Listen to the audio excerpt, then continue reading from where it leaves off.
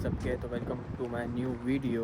तो आज का आपने थंबनेल देखा होगा कि कैसे आना है हमें पाकिस्तान और इंडिया से यूके स्टडी वीज़ा पे। तो आज की पूरी वीडियो में मैंने सारी चीज़ें बतानी है कि स्टेप बाय स्टेप मैं आपको चीज़ें बताऊंगा। तो वीडियो स्टार्ट करने से पहले आप लोगों ने सब्सक्राइब करना है भाई को, और लाइक और कमेंट शेयर लाजमी करना है। पूरी वीडियो देखनी है। तो करते हैं हम वीडियो स्टार्ट।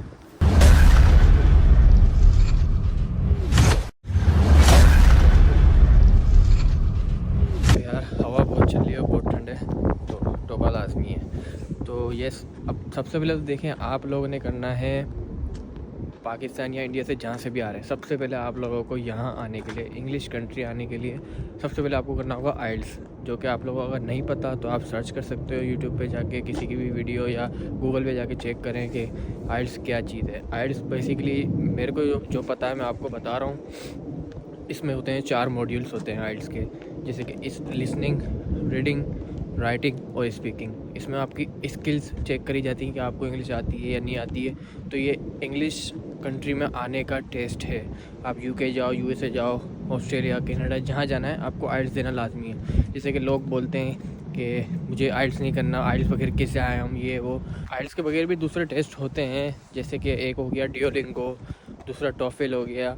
तो ये मतलब सिमिलर टू आइल्स होते हैं, मतलब आइल्स से थोड़े से ईजी होते हैं, ज़्यादा नहीं, थोड़े से। तो यही होता है, मतलब आपको ये करना पड़ेगा लाजमी। सबसे पहले तो आपका पहला स्टेप ही यही है, आपने जाना है आइल्स करने के लिए किसी भी मतलब सेंटर वगैरह, या सेल्फ स्टडी करनी है वो आप कर सकते हो नेट से सर्च करके। सारी चीज़ें नेट पे बहुत सारी चीज़ें हैं। तो इसके बाद आपका स्टेप है, आपने आइल्स क्लियर करा। आइल्स में आपको बैचलर्स में अगर आप आ रहे हो तो आपको 5.5 to 6 बैंड्स चाहिए होते हैं, और अगर आप मास्टर्स के लिए आ रहे हो तो आपको 6 to 6.5 बैंड्स चाहिए होते हैं लाजमी। तो ये रिक्वायरमेंट्स होती है यूनिवर्सिटी की। फिर इसके बाद आपका सेकंड स्टेप ये होता है कि आप लोगों ने ऑफ़र अप्लाई करना पड़ता है। आप खुद करना चाहते हो खुद कर सकते हो, किसी एजेंट के पास जाना है एजेंट से करवा लें आप जाके, तो बेहतर रहेगा आपके लिए, क्योंकि आपको सारी चीज़ें रेडी मिलेंगी। उनको सारी चीज़ें पता होती हैं क्या होता है, किसे होता है। तो आई प्रेफर कि आप एजेंट से करवाएं किसी। तो फिर वो आपका अप्लाई करेगा ऑफ़र लेटर वगैरह। इसमें आपकी कंडीशन क्या है डॉक्यूमेंट्स की। अगर आपने मैट्रिक किया तो मैट्रिक की मार्कशीट और आइल्स। अगर आपने इंटर किया तो इंटर की मार्कशीट। अगर आपने बैचलर्स किया तो उसकी डिग्री मास्टर्स के लिए। तो ये रिक्वायरमेंट्स होती हैं ऑफ़र लेटर अप्लाई करने के लिए। तो वो आपका अप्लाई करेगा विद इन अ वीक और विद इन 10 डेज़ आपको ऑफ़र लेटर आ जाएगा। लेकिन ये है कि आप एक में ना करो, आप एटलीस्ट 5 to 6 यूनिवर्सिटीज़ में अप्लाई करो जो आपको सही लगती हैं। तो आपका 1 या 2 या 3 यूनिवर्सिटीज़ से ऑफ़र एक्सेप्ट हो ही जाएगा, इजीली हो जाता है आराम से। अगर आप उनको आइल्स अच्छा भेजें। अगर आपका बैचलर्स के लिए तो आपका एटलीस्ट 5.5 होना चाहिए, जैसे मैंने आपको बताया, या 6 होना चाहिए तो बेहतर है ज़्यादा। इसके बाद आपका स्टार्ट होगा, समझ लो, या तो कोई यूनिवर्सिटीज़ लेती है आपका। इसके बाद फिर आपका इंटरव्यू हो सकता है। मैं आया था, मेरा नहीं हुआ था, डिपेंड करता है कोई यूनिवर्सिटी चाहती है या नहीं चाहती है। फिर वो आपका इंटरव्यू लेगी, अगर वो लेना चाहेगी यूनिवर्सिटी। तो उसके बाद फिर आपका समझ लें कि ऑफ़र लेटर एक्सेप्ट हो जाएगा।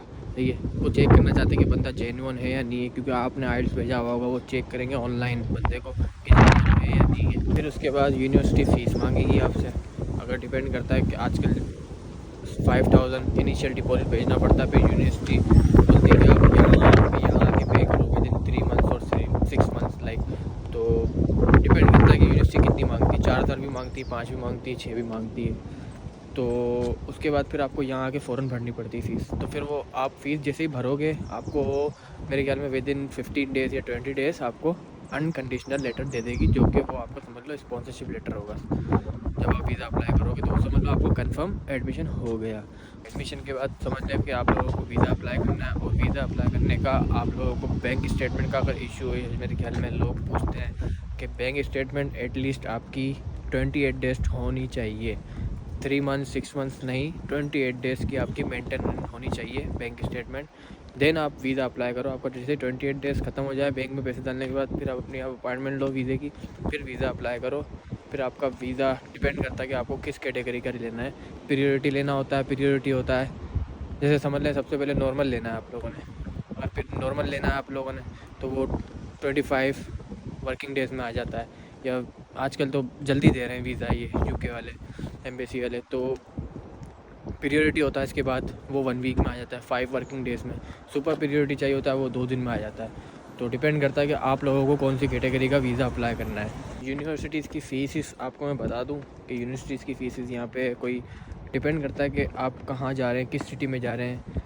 जैसे कि अगर आप लंदन में जा रहे हैं, डायरेक्ट मेन सिटी है वो, ज़ाहिर सी बात है एक्सपेंसिव है, तो वहाँ पे समझ लो 15,000 पर ईयर की फ़ीस है। आप मास्टर्स के लिए आ रहे हो 15,000 है वहाँ भी, बैचलर्स के लिए आ रहे हो वो भी तकरीबन समझ लें 14,000 होगी पर ईयर की। अगर आप बैचलर्स के लिए आ रहे हैं तो वो 3 इयर्स का बैचलर्स होता है यहाँ पे, और मास्टर्स का 1 ईयर का होता है। तो मास्टर्स का आप 1 ईयर में सिर्फ 15,000 भरोगे, और बैचलर्स का आपको एवरी ईयर 14,000 भरना पड़ेगा। तो आई प्रेफर कि आप मास्टर्स के लिए आओ। इसमें यही है कि आपको चीप यूनिवर्सिटीज़ ढूंढनी पड़ेंगी, या जो अच्छी है, अच्छी रैंक वाली और चीप है थोड़ी। और हाँ, मैं आपको एक स्टेटमेंट बताता हूँ, आपको स्टेटमेंट कितनी रखनी है यहाँ आने के लिए। तो वो है, समझ लें कि आप अपनी इनिशियल डिपॉजिट भर के आ रहे हैं 6,000, तो समझ लें 6,000 आप मल्टीप्लाई कर लें पाकिस्तानी रुपीज़ में कितने बनते हैं, 6,000 पाउंड। तो उस हिसाब से आपको रखनी होगी। लेकिन मैं आपको सीधा मोटा मोटा बता देता हूँ कि आपको 40 लाख भरनी है अगर आप 6,000 अपनी भर रहे हो, या 5,000 भर के आ रहे हो, तो 40 लाख आपको अपनी बैंक स्टेटमेंट तैयार रखनी है 28 डेज़ के लिए।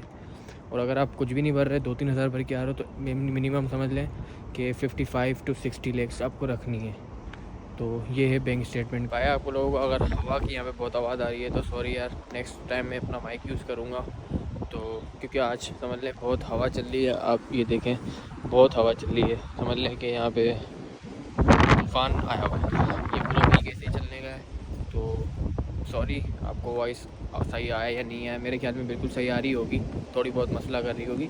लेकिन ये है कि अगर आप लोगों को कोई बात समझ ना आए तो आप लोग मुझे मैसेज कर सकते हो मेरे इंस्टा पे। मैंने आपको इंस्टा दे दिया है यहाँ पर, तो आप लोग मुझे वहाँ कॉन्टेक्ट कर सकते हो। जो भी आपको पूछना हो, मैंने कुछ नहीं बताया हो यहाँ पे, या मैं कोई चीज़ भूल गया हूँ आप लोगों को पूछनी है, तो आप मेरे से पूछ सकते हैं वहाँ पे।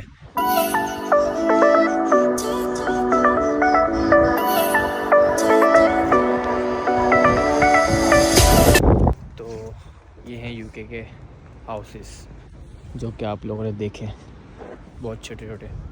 मैंने आपको बता दिया है, यहाँ पे फीसेस स्टार्ट होती हैं समझ लें मिनिमम 12,000, मैक्सिमम तो फिर जो आप चाहें जहाँ तक जा सकते हैं, बाकी मिनिमम 12,000 से स्टार्ट होती है। मैंने आप लोगों को अपना इंस्टा दे दिया, आपने कोई भी सवाल पूछना हो, कुछ भी पूछना हो, आप मुझे डायरेक्ट कांटेक्ट कर सकते हो।